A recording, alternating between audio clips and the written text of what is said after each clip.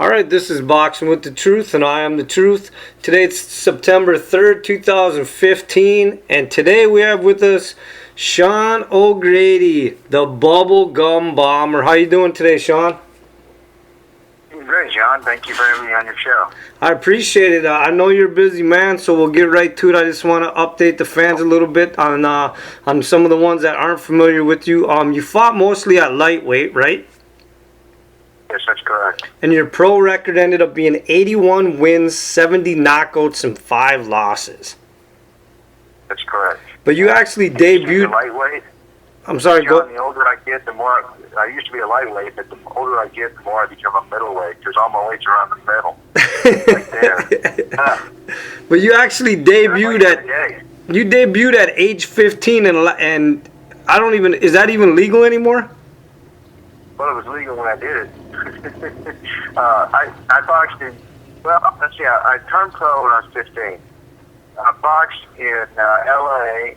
When I was 16, and then I boxed in Madison Square Garden when I was 18.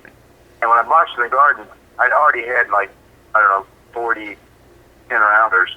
But because I was boxing in a 10-rounder, they made me sign a waiver saying I wouldn't, if I got killed, I wouldn't sue anybody. So it was kind of fun. It was kind of funny, but it was kind of scary for me to have to sign that too. Because I'm like, well, what are they saying?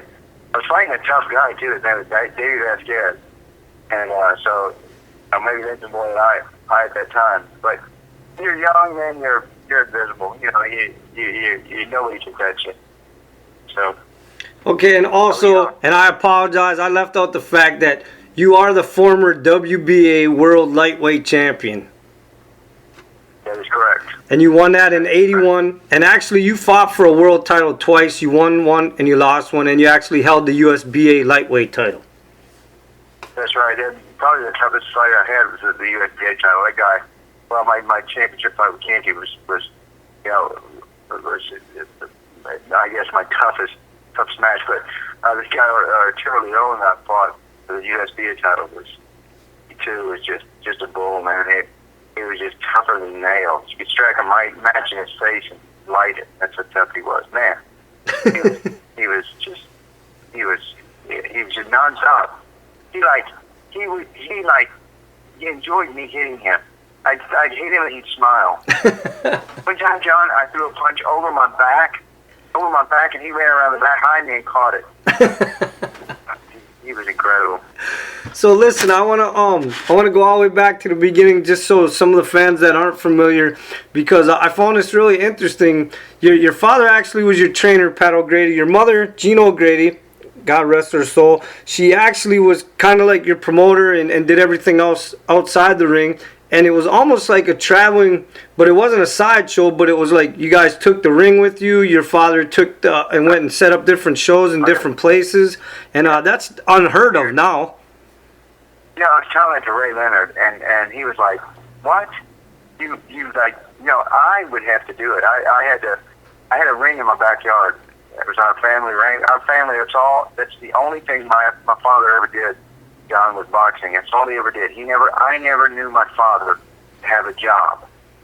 He got out of the Marine Corps and he served 44 months of combat in this great, United States, this great country of ours. He's a hero to our country. But after the war, he went and he got into boxing, and he never had a job. And I don't remember him doing anything else. But as I think about it too, my mother was such a driving force for not only my boxing career but also my business. And what they did is they wanted me to live in Oklahoma or live in the Midwest and have Midwest values, yet be able to fight and compete with the guys that like to boxers from New York or boxers from Las Vegas. And we would go all back and forth to drive to Vegas all the time. My parents would, when I was in junior high school, my parents would check me out of school at noon on Thursday, and we'd drive to Los Angeles to go to the fights, there in Los Angeles all the time, and then back and forth all the time. Then we moved to L.A. Before that, and they had all these boxers, and one of these boxers that he had, we had to go and pick him up. He didn't have a car. He couldn't afford a car, so we picked him up, and then he didn't have a phone, so we couldn't tell him we're coming to pick him up. It was before cell phones, and we'd have to just show up in front of his house. And every time we'd go there, the guy'd come out and he'd go, "Hey, Pat, I can't go to the gym today. I gotta watch my kid." My dad rolled out the power windows on the station wagon and he goes, "Floyd, just throw the kid in the car with us. What a great place to watch the kid. Boxing gym." And Floyd Mayweather Sr. was one of my dad's boxers that he managed and was trying to help. And then his son Floyd Jr. we were forced to take him to the gym with us. But Floyd was just such a marvel. Even then, the media would come to the gym to watch my dad's fighters. My dad would have them come and watch his guys. But they would all, by the end of the workout, they'd all be over there marveling at Floyd Jr. And he was probably, I don't know, he was probably 34 years old then. Tiny, little bitty thing. So nobody ever knew that he would turn out like he did, though. Yeah, look at him now. Yeah, he's amazing. So I'm curious, why did you never defend your WBA title? Well, as I understand it, my family had a boxing company. That's all we did. We had a company that went around the United States promoting boxing. And from what I understand of this, there was a contract in place for Claude Noel to fight Hill McKenzie after Hill McKenzie destroyed me, Sean O'Grady. Well, when I won the fight, unfortunately, Claude Noel was out. Claude Noel was out. So I didn't have a contract to fight Claude Noel. I had a contract to fight Hill McKenzie, the fight that I won. And then, as far as I know, I was a free agent. So I don't know why it never happened.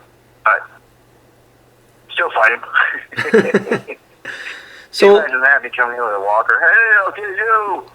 I'll get you, Apollo Creed." I'm old now. So no, listen, I know originally you thought you'd never be anything more than a boxer, but I mean, you became an outstanding boxing analyst as well, and probably worked for more networks than any analyst out there. I mean, you worked for ESPN, CBS, Fox Sports, USA, right? Wow, how do you know all this about me? The man does his homework. How about that, John? Well, that's my job. Yeah. I also know that you were you actually on the show that they did on the aircraft carrier?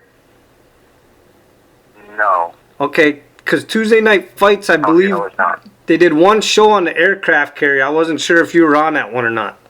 Yeah, no, I wasn't on that. That was before Mike Sonora at USA. Okay. I remember them talking about that. No, what a nightmare it was.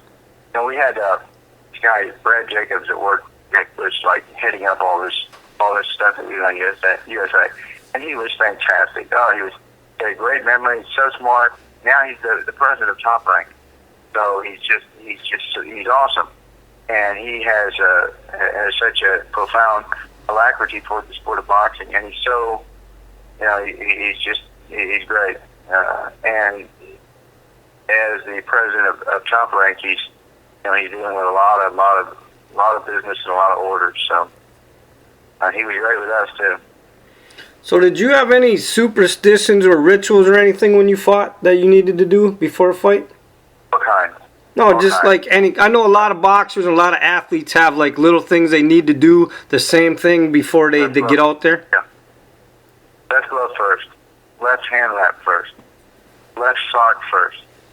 I don't know why. I picked it up from somebody else that had this superstition.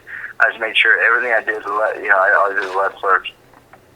Even though the right is right, but the left is first. So that was one suspicion.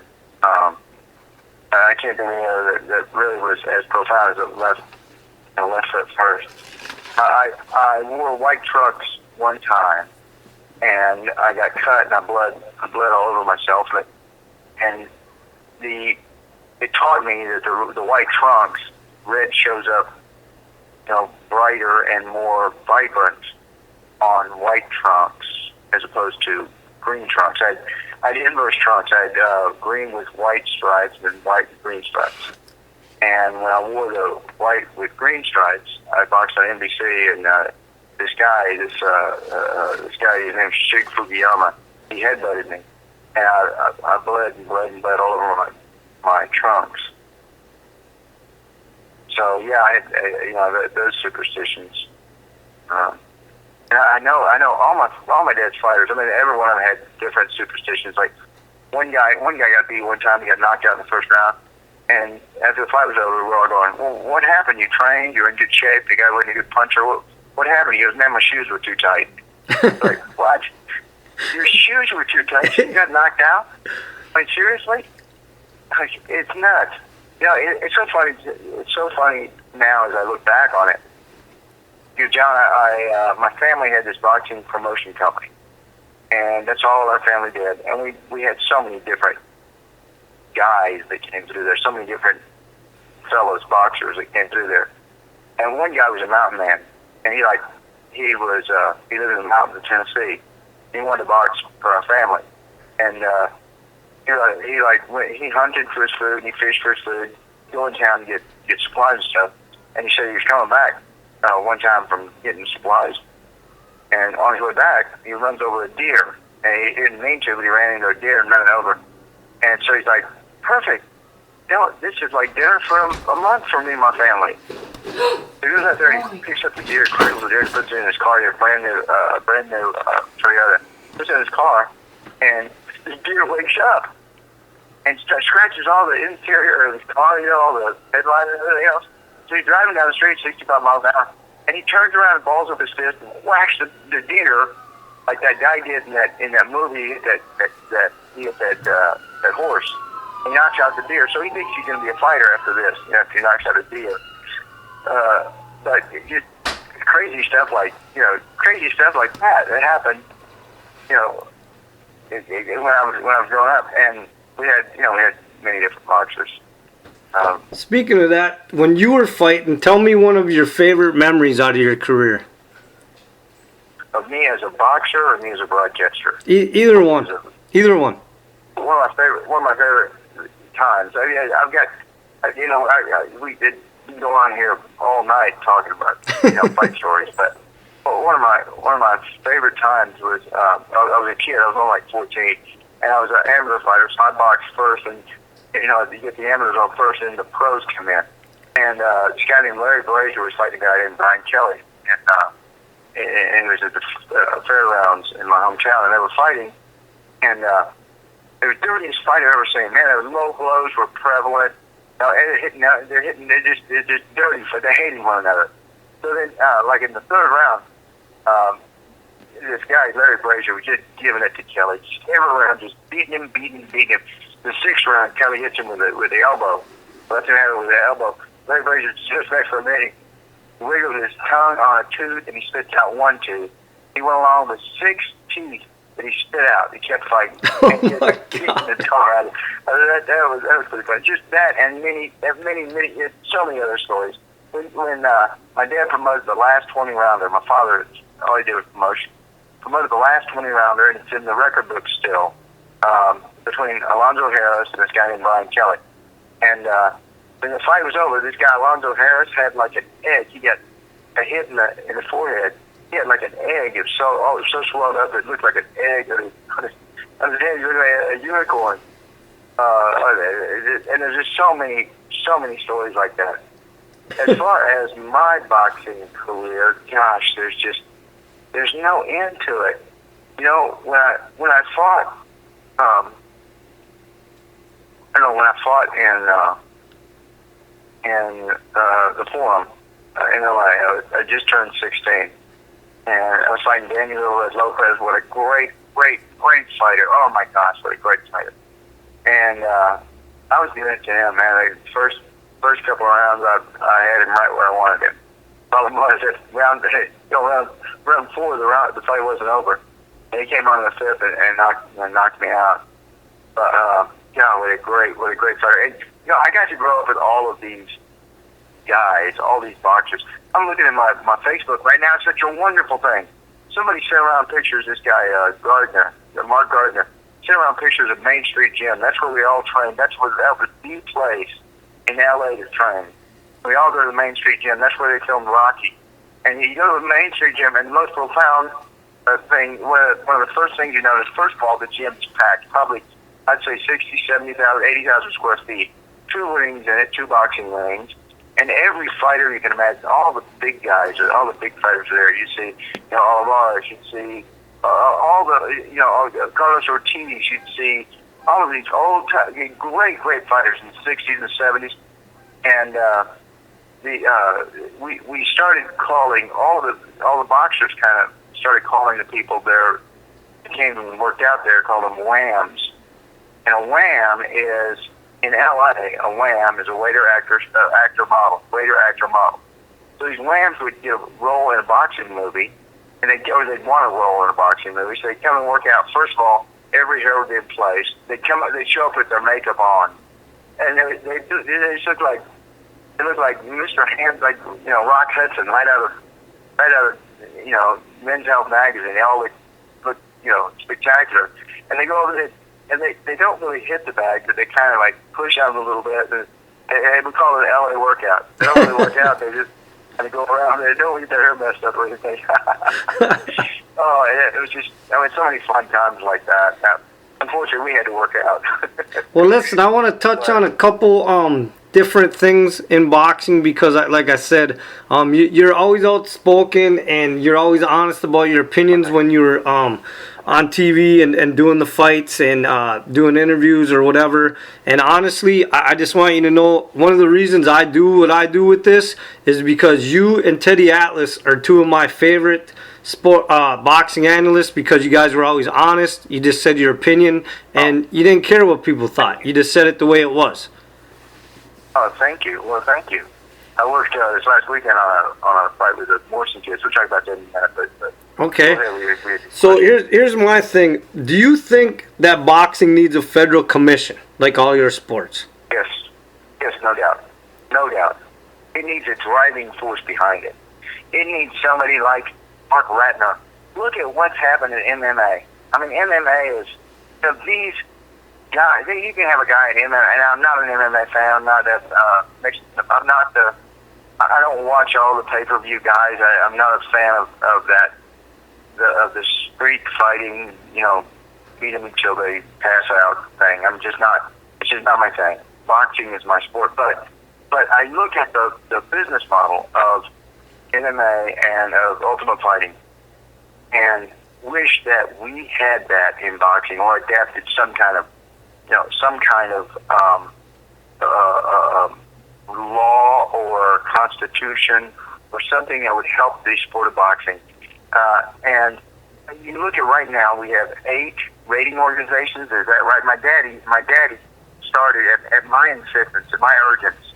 My daddy started the World Athletic Association, who would have been. I think it would have been great. The timing was great. I think he did many things that I would not have done, but there were many ideas that he had in that I think were so would it rescue or help the sport of boxing.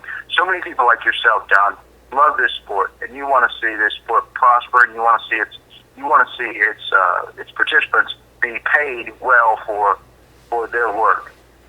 And I do too. I love the sport of boxing. Why isn't it on the level of when I grew up, as I was growing, I felt like boxing was on the same level as baseball, basketball, football. All my buddies in high school, I went out for football, went out for baseball, went out for all these other sports.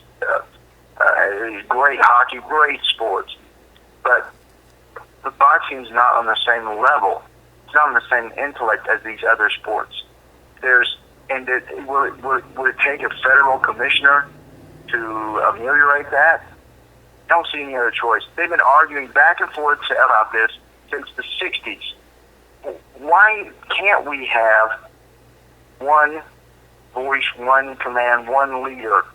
It doesn't seem to bother Roger Goodall, although Roger Goodall is in a little bit of trouble, in a little deep water today.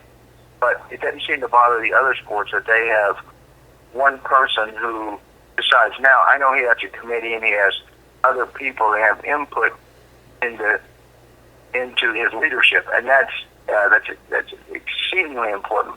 But you got to have one guy that makes the call and says, we're going to do this.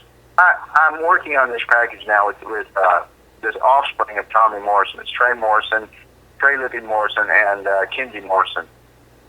And with this last card, we had a decision that many did not think should have gone the way it went, and I didn't either.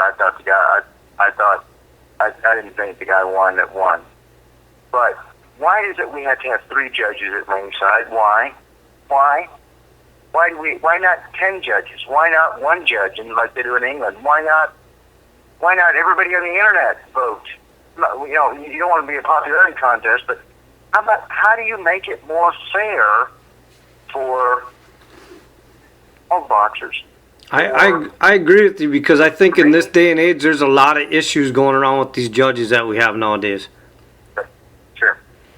I also want to bring one of the many problems. Oh, go ahead. How much power do these radio organizations have to have? I still like what you know, for the many ills and evils that he does. I really like what Floyd Mayweather Jr. did with his title belt. You know, and he's not the first to throw the title belt in the trash can. I mean, one of the reasons the advent of the WAA, the World Athletic Association, one of the many reasons is, why shouldn't boxing be able to police itself? You know, why can't we all come together to make this sport better for all of us? Because, you know, I'm reminded of the whenever the United States was formed, they had this snake that said, you know, if you cut off from the U.S., you're going to die. So let's all, the 13 unions, let's all join together. And there's a snake up there showing what would happen if one of them broke off, if anyone broke off. Let's join together. That's how I feel about boxing. Instead of all of us trying to work together, we all have these separate factions out there in the business field that want to make their own, and they want to run their own show. They want to have their own show. And I don't see any way that it's going to change unless there's, you know, one person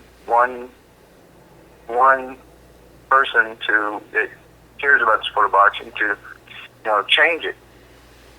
Okay, I want to change more money for the boxers. I want to ask you about something else. Do you think Mayweather all made money the other night, but Mayweather's he is the anomaly here. Do you think that taking the top 8 of every division and turning it into like a tournament where they're forced to fight each other, do you think that would help the sport of boxing? Absolutely. Absolutely. And you got to do it on a regular basis. Wherever, I don't know. The last fight I've watched was Mayweather. It was Mayweather's fight. Why? It comes on, you know, Friday, Saturday nights. You know, at 11 o'clock. Oh man, I'm in bed by 11.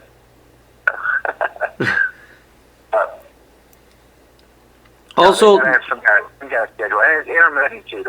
So one weekend I'll have a fight, I'll have big fights, you know, this weekend. But there's just so many things that need to be improved with the sport of boxing. It can be improved. It should be improved. Also, speaking of improving it, now they always do random drug tests, but I've always wondered why they don't do an alcohol swab test before both fighters enter the ring. Yeah, why? But you know, just explain to me. No, that's what I mean. I've always been curious. I mean, you can get away with not using drugs, but for you right now. I'm going to answer it for you right now. Hear me now and believe me later. If they did that, there would never be a fight. So, I mean, there's got to be a better system. You're right. I've wondered about that myself. If they did that, there'd never be a fight. There should be a better system in place. There's not. You know, promoters, and I understand it from the promotion side because of my family, my background, my family. I understand it from the promotion side. The promoter pays all this money to have this fight. he doesn't want to babysit these boxers. Oh my gosh. That's what my dad did. That's what my father did. He babysat. We had boxers when I was growing up. We had boxers living in our house in my bedroom. They didn't even speak English. And I'm telling you, they didn't even speak English. But that was my life.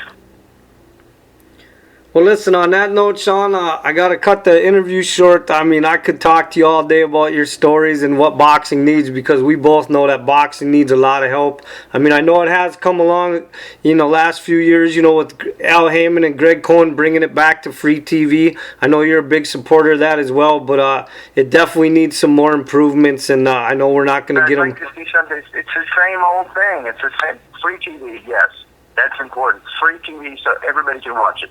That's important, but not. You can't stop there. You gotta make the sport more fair, more clean, more pure. It's just there's so many changes that would be. Change is hard, but it would be easy to make. It'd be, and I think that the fans and I think sport would embrace it. All right, would you like to say anything to your fans or your supporters, Sean, before we end? Yes, I'd like to thank both of them. I've been so lucky in my life, and I thank you all for your support. And I was going to talk to you, John, about Morrison, the offspring of Morrison. And it's so funny to watch them because they look spot on at Tommy, especially Trey. Trey looks more like him than Kenzie does, but. They're both boxing now. They're undefeated. They less than 10 fights, but hopefully we get a chance to have them on. I've had them on NBC affiliates in the Midwest some, but hopefully it gets promulgated out where everybody can see it. And you can. I think it's on. They're streaming it on YouTube or something. I don't know. These kids these days. So that's Tommy Morrison's daughter and son? No. It's his son. Both two sons. Oh, two sons. Two sons. Yeah. Kenzie and Trey. Okay. Well, everybody will have to look out for those two boxing fans, especially if you're a fan of Tommy Morrison. Definitely look out for his sons. Oh, yeah. So that's very cool. Well, thank you, everybody. Thank you, John, for having me on your show, and keep knocking them out. All right, and the truth has spoken. Okay,